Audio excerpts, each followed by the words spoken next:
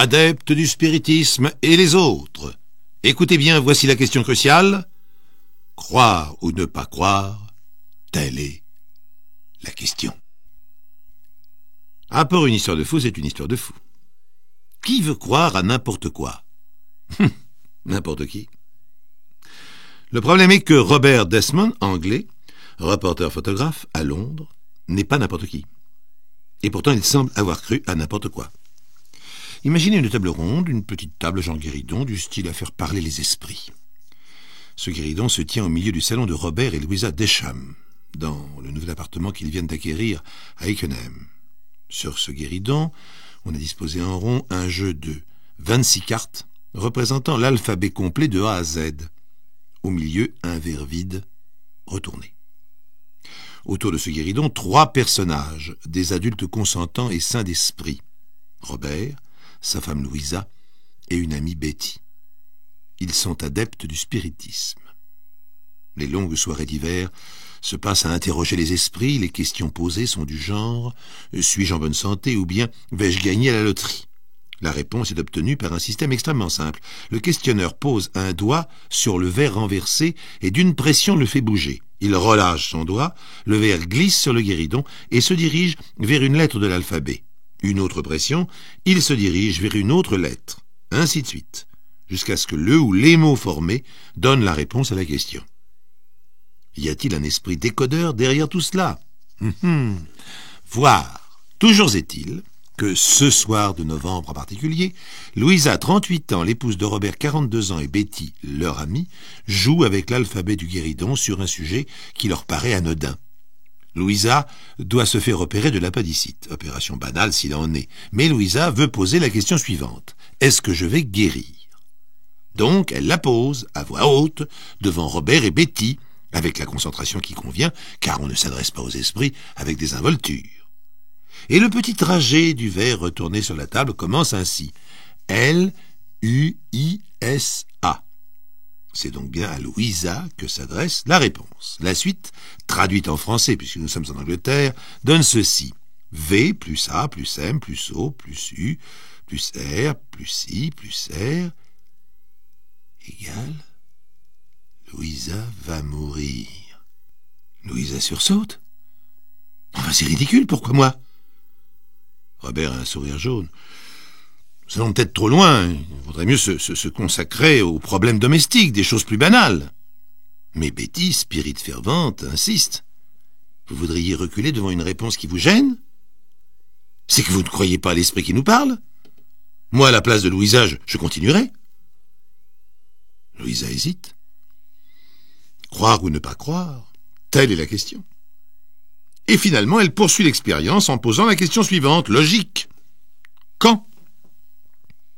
Et le verre reprend sa petite valse sans hésitation. E-N-M-A-R-S. En mars. Bon. Louisa envoie promener l'alphabet, brouille les cartes et choisit son camp. C'est ridicule, je ne peux pas croire à ça. Décembre, janvier, février passent sans incident majeur pour Louisa, qui, entre-temps, a reporté cette opération de l'appendicite. Louisa se porte bien. L'appendice est un organe curieux qui se met parfois dans des crises sans lendemain. Mars déroule ses premiers bourgeons et entretient ses frimas jusqu'à la fin du mois sans que meure Louisa. L'été arrive et voici que vers la mi-juillet, Louisa est prise de violentes douleurs à l'estomac, si violentes qu'elle décide cette fois de se faire opérer. Esprit ou pas, mars étant passé, que risque-t-elle? D'aller mieux, dit le médecin. Louisa est donc opérée et se remet rapidement, lorsque les douleurs reprennent violemment. Et un matin, sans préavis, Louisa, encore alitée, s'évanouit. Le médecin vient en consultation, et il demeure perplexe quant à l'origine de ces douleurs et de cet évanouissement. Et il se retourne en promettant de revenir le lendemain. Hélas, en quelques heures, Louisa rend son âme à Dieu. Et la cause de la mort demeure inexpliquée. Suite opératoire, il n'y en avait pas. Le processus de convalescence était entamé tout à fait normalement. Robert, devenu veuf, accablé de chagrin, reprend avec Betty, l'amie de la famille, la consultation des esprits.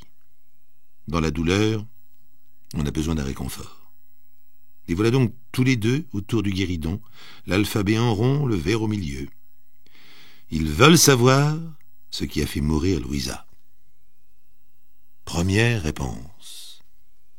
Tué par une drogue. Je vous fais grâce du parcours du verre sur la table en direction de chaque lettre. C'est un mode de communication relativement lent. Drogue. Robert et Betty se regardent avec méfiance. Que veut dire drogue? Médicament ou poison? Ou drogue?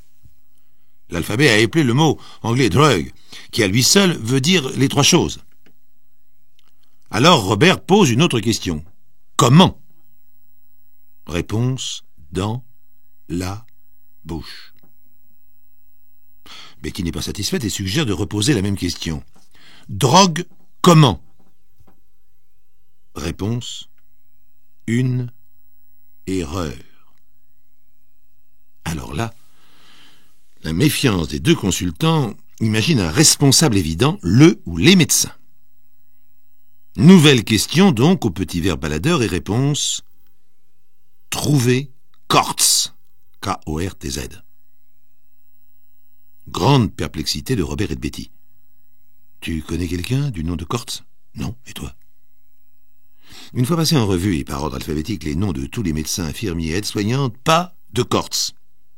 Le boucher ne s'appelle pas Kortz non plus, ni le pharmacien, ni le droguiste. Bref, personne n'a jamais entendu parler ou nommé un Kortz dans l'environnement de Louisa. Étant donné sa profession de reporter photographe, ses liens avec la presse et la télévision, Robert, intrigué par cette histoire, en a parlé autour de lui. Des journalistes s'intéressent à cette énigme, et Robert leur fait une démonstration publique de la manière dont fonctionne son esprit alphabétique. Après une série de questions et de réponses relativement banales, l'un des journalistes fait à Robert la proposition suivante. Interroge l'esprit de ta femme directement. Nous prendrons la réponse en photo. Mais je n'ai jamais cherché à interroger Louisa directement. Nous ignorons qui répond en se servant du verre et de l'alphabet. Et qu'est-ce que tu risques? Tu veux savoir qui est Kortz? Comment est morte Louisa? Il n'y a qu'elle qui peut te le dire. Courageusement, Robert entreprend une séance devant deux journalistes en compagnie de Betty. Betty est un médium. La séance marche toujours mieux lorsqu'elle est présente. Étrange personnage, Betty. Jeune femme brune, cheveux courts, regard pénétrant et sombre. La meilleure amie de Louisa et de Robert, et leur partenaire spirit depuis toujours. Les voilà donc tous les deux concentrés sur la question à poser. Ils essaient de commencer par le début. Louisa, est-ce toi qui parles? C'est moi. La communication étant établie, l'interlocutrice identifiée, Robert peut poser la deuxième question. Qui est Kortz? Réponse. Kortz. Bon, il faut questionner autrement. L'esprit de Louisa ne semble pas intégrer de nuances subjectives. Elle aurait pu répondre à un homme, une femme, un chien, un infirmier, un imbécile, un barbu ou un extraterrestre. Mais non, Kortz c'est Kortz. Elle n'en démord pas. Question suivante suggérée par les journalistes enquêteurs du mystère. Qui connaît Kortz? Réponse. La police a vu Kortz. Ah, voilà qui est fort intéressant. La police est facile à contacter pour des journalistes, même si les 10 journalistes se font rire au nez. Un guéridon du spiritisme inverse qui désigne des lettres de l'alphabet. Kortz! Vous êtes certain de l'orthographe au moins? La police a autre chose à faire que de décoder une information venue de l'au-delà.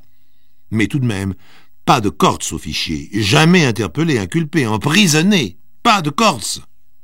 Sauf s'il s'agit d'une fausse identité. Ah, toujours possible une fausse identité.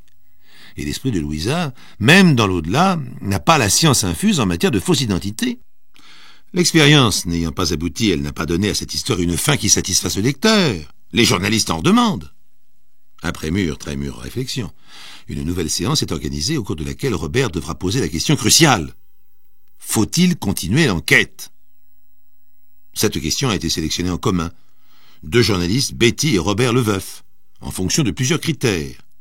Étant donné que l'esprit de Louisa ne répond que très logiquement, sans digression, sans adjectif, la manière la plus simple de communiquer est de chercher une réponse par oui ou par non. Une première tentative de Robert avec la question suivante. Kortz est-il assassin? A donné comme réponse non. Ce qui est logique, puisqu'au début l'esprit de Louisa a précisé erreur. Il s'agirait donc d'une drogue introduite par erreur dans la bouche de Louisa. Et l'indication de chercher Kortz n'en faisait pas automatiquement l'assassin de Louisa. Kortz n'est peut-être même pas un individu, un humain. Kortz est Kortz. Donc le mieux pour comprendre l'esprit de Louisa, c'est effectivement de savoir s'il faut continuer l'enquête. Si la réponse est oui, Robert a juré de s'acharner avec les journalistes pour découvrir le fin mot de l'histoire. Après tout, il est particulièrement troublé et choqué. Louisa est morte dans des conditions inexplicables pour la médecine. S'il y a eu erreur médicale, il veut le savoir. Ou assassinat délibéré, il veut toujours le savoir. Robert aimait son épouse, jolie, vive, intelligente. Il n'est pas question de le soupçonner une seconde, d'avoir personnellement voulu sa mort, de lui avoir administré du poison. Hors de question. Pour Betty, la même chose. Car, bien entendu, tout le monde y pense.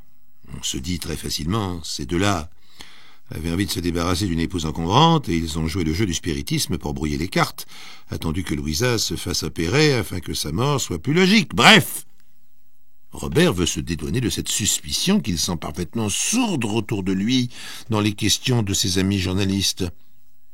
Donc la question cruciale est, faut-il continuer l'enquête ? Le guéridon a été briqué, il reluit dans le salon de Georges. Betty étale soigneusement les cartes en rond comme d'habitude. Les deux journalistes témoins font silence. Recueillement. Ils vont immortaliser la réponse de Louisa sur la pellicule. La question est vite posée, puisqu'elle se formule oralement. Et cette fois, la réponse se fait attendre. Robert a donné une impulsion au verre, comme d'habitude, du bout du doigt, afin qu'il se dirige de lui-même, en principe, vers les lettres de sa réponse. Or, le verre hésite. Il fait un petit tour pour rien et s'arrête entre deux lettres. Robert recommence et Betty l'aide. Tous les deux posent l'index sur le fond du verre, donnent une petite tape et ne bougent plus, attendant que le verre glisse. Et il glisse vers la lettre N, puis vers la lettre O, puis vers la lettre N. C'est non. Louisa ne veut pas que l'on poursuive l'enquête. Les deux journalistes ont fait la photo. On y voit Robert, le visage crispé, les sourcils froncés, son crâne un peu chauve penché avec consternation sur la réponse, le dernier N. On y voit aussi Betty, le regard inquiet, tourné vers l'objectif de l'un des journalistes, le doigt encore posé sur le verre. On ne voit pas les journalistes, bien sûr, puisqu'ils ont fait les clichés. Mais on connaît leur étonnement, puisqu'il est reproduit dans leur article. C'est bizarre, ce nom. Hein ? Ça coupe court à tout. C'est à ce moment-là, ajoute l'auteur du dernier article, que Robert s'est énervé, qu'il a cassé le verre en 1000 morceaux, déchiré le paquet de cartes alphabétiques pour s'en prendre enfin au guéridon dont il a fait du petit bois. Comprenne qui voudra.